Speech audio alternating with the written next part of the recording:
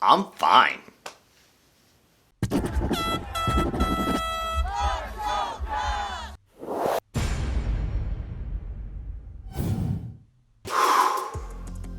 Is anybody else exhausted? I almost just don't know what to say at this point, but I'm gonna try. Caps fall 2-1 to the Islanders in overtime in Game 3 of this Eastern Conference quarterfinal matchup. God, it just feels so...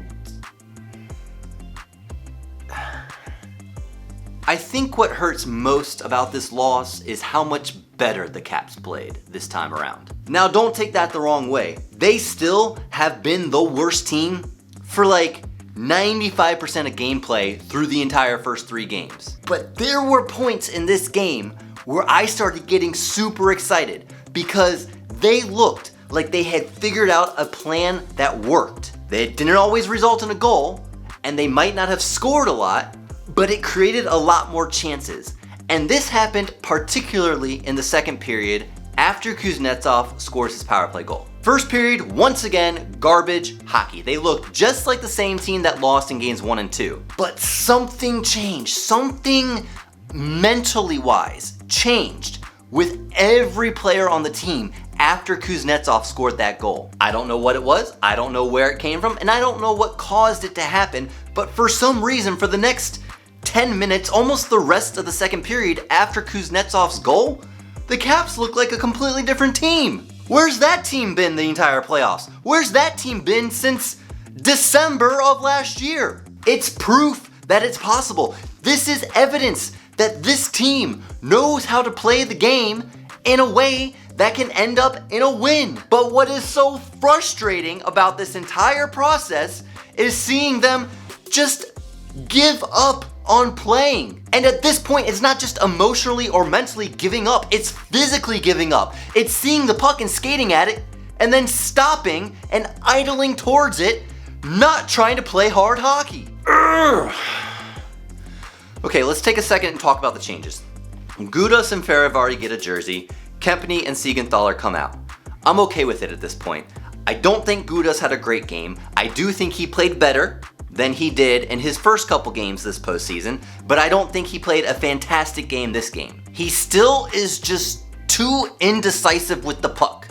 Too many times he gets the puck in his own zone and he looks up ice for somebody, and he's kind of like he just stands there saying, hey, so who wants it? Who's gonna get open? Meanwhile, the Islanders' forecheck just bears down on him and he ends up giving up the puck or sending it up for an icing. But at this point, I guess any shakeup in the lines is worth it because something has to eventually work. Something has to change to spark a mental change within the entire team. Now, Fehérváry, on the other hand, I think he had a pretty decent game. He kind of didn't stand out to me, which I guess is a good thing and a bad thing at the same time. Good thing because it means he didn't make any major mistakes. Bad thing because he didn't really have a strong impact on the entire game. But in your defenders, I'll take that over Gudas giveaways and lack of play any day. And the forward lines had a few switch-ups. Pinot actually gets to make his NHL debut in the postseason. The Caps have a real knack for giving players their NHL debut in the postseason. And I think Pinot ultimately had a good game. I don't think he was severely impactful in anything, but that's also a good thing because that means he didn't make any egregious errors. I think Reardon was very smart to try and put him in this game because Pinot has proven that he is a solid two-way player. He plays both sides of the puck very well, and right now, the Caps can use all the help they can get in that department. Now, onto the gameplay itself. It's actually kind of ironic how this game started. I preach all the time about physicality. You have to play hard on the puck, skate hard to get to the puck in order to win battles and get the puck in the net. And the Caps did that. They came out of the gate swinging once again, and I love to see that from the team. But unfortunately this time, their physicality got them in trouble. Choo-choo! All aboard the penalty train! Slight side note, I don't like saying this a lot, but I am going to say it for this game. I do think the officiating was very one-sided. A lot of the calls against the Caps were very light and very cheeky, and the Islanders got away with, in my opinion, quite a bit. But that is still no excuse for the lazy, lackadaisical play that the Caps showed in this game. Physicality is good, and I love seeing the big guys throw out big hits. It just seems to lift the team up. But it has to be done in an extremely responsible manner, especially when you're down 2-0 in a series, because getting into any sort of penalty trouble at this point in the postseason is just death. It is just a warrant for death, and you are just asking to get knocked out. Let's see, what else is everybody talking about? Oh yeah, Braden Holtby. Braden Holtby was fantastic once again in this game. Apparently there were some Twitter rumors out there that Vanecek was gonna get to start this game. I don't know where that came from, and I don't know what people are thinking that that could possibly be the case. But if next game Vanecek does get the start, it is not because Braden Holtby had bad gameplay. The only reason that would ever happen is because Reardon feels like he has to shake things up enough to get some sort of change in the mentality from the team. Ooh, and I feel it. I feel the comments coming in right now. Well, Braden Holtby should have had the save in overtime. Barzal is in past the defense, and Braden Holtby is playing the short-sighted shot, thinking that Karlsson is going to be able to push Barzal off the puck in time before he crosses over the net to make a backhander around the pad. Karlsson gets lazy, surprise, surprise at this point, and he is not able to push Barzal off the puck. Barzal is able to get around Holtby's pad and barely backhanded in. And I mean barely, that thing hit off his skate blade and went in. Holtby almost made the save. So please, please, please, no more blaming Braden Holtby. I'm struggling right now. Whew, okay, well. So where do we go from here? What is next? What is the game plan moving forward to get back on track and to set this right? I'll tell you this, for starters, you have to put this game and the past 2 games behind you. It has to be a non-existent thought. Everyone, please take a look at this image with me. Jakub Vrana on the bench after Barzal scores the OT winner. I'm highly doubtful that you don't, but in case you don't remember, Vrana misses a huge chance in overtime on a breakaway. 2 huge chances. Shot, save, rebound, save. And this ultimately leads to Barzal's goal the other way. This picture of Vrana, as hurtful as it is to my heart, these are the things that need to be put behind us. As players and as fans, it has to be forgotten. It is painful to watch that clip of Vrana. I've watched it 3 or 4 times now, and my heart just sinks every time I see it. The kid has to feel absolutely terrible. You have this big, great opportunity to be the savior of the game after last game being the clown of the game, and you're not able to convert on the breakaway, and it ultimately leads to a goal the other way? Okay, I might be exaggerating just a little bit. Vrana's chance did not immediately lead to Barzal's goal the other way. The Caps actually did regain the zone after Vrana's breakaway chance, and then they gave up the puck the other way and Barzal scores. So don't get me wrong, I don't want to blame Vrana not converting on this goal as the reason for Barzal scoring the other way. But it was the talk of the game after game 2, how Vrana gave up the puck stupidly at his own blue line, ultimately leading to the game-winning goal. And this would have just been the perfect chance for him to make up for that. He had a much better game, he was much more responsible, he was much more physical on the puck, and he would have been able to just put it away and put everything past him and say, I'm good. But no, Varlamov comes up huge twice on him, and he just feels absolutely terrible now. And I've seen all the social media posts about it already, people saying, Vrana is garbage, Vrana is trash, trade Vrana. No, he is not. He just is not clutch in that moment, and that sucks. But as a fan base, move on, people. It is just so frustrating as a fan to get online after a game and see an entire fan base call for the noose around someone's neck for something like this. I get frustrated with players at time. I get frustrated with coaches at time. I get frustrated with the entire team a lot of the time. But as a fan, it is your duty. It is your responsibility. In fact, it is your only responsibility as a fan to cheer on your team no matter what. Are the Caps still playing hockey? Yes. Then do you need to cheer for them? Yes! Stop giving me this world is ending, this team sucks, the team is garbage commentary. If you really feel that way, why are you here? Why are you even watching the game if that's going to be your mentality after a loss? This is not over. This is far from over if you ask me.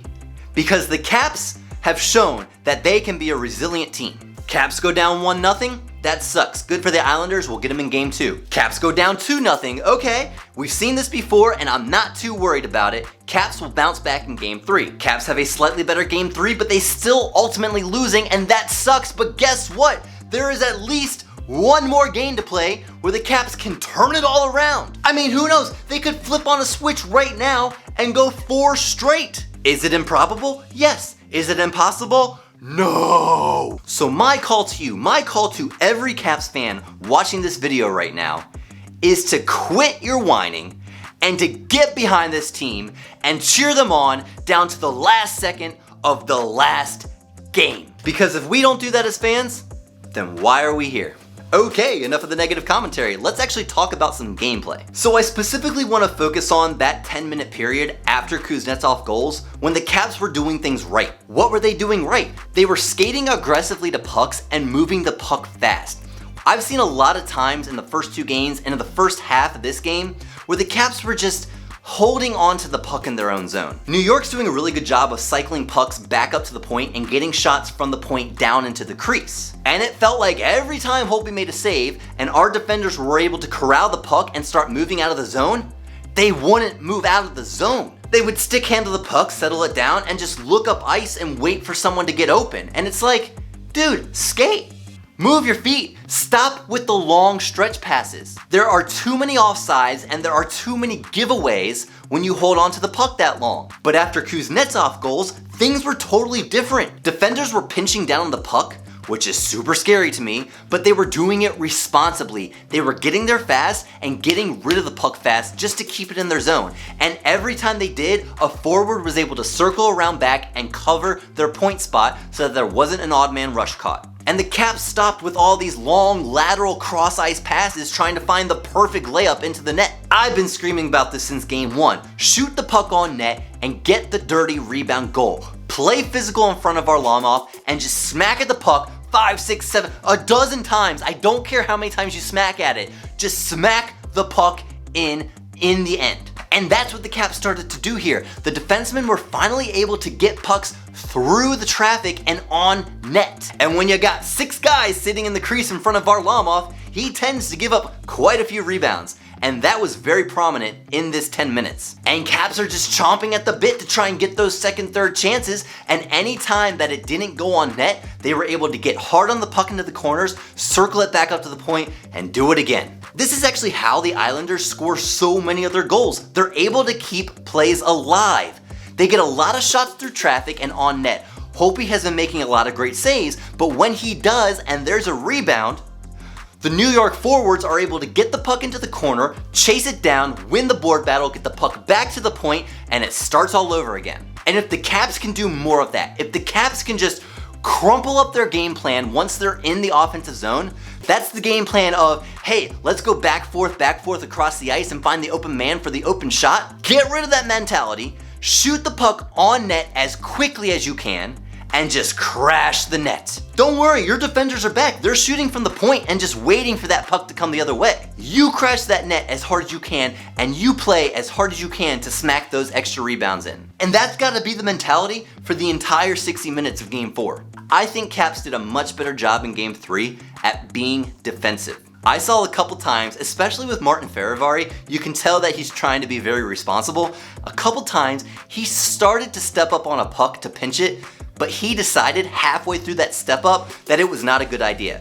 He could see he was gonna get beat to the puck and he could see there was odd man rushing the other way. And he stopped, got back as fast as he could, and got into his defensive zone to break up the play the other way.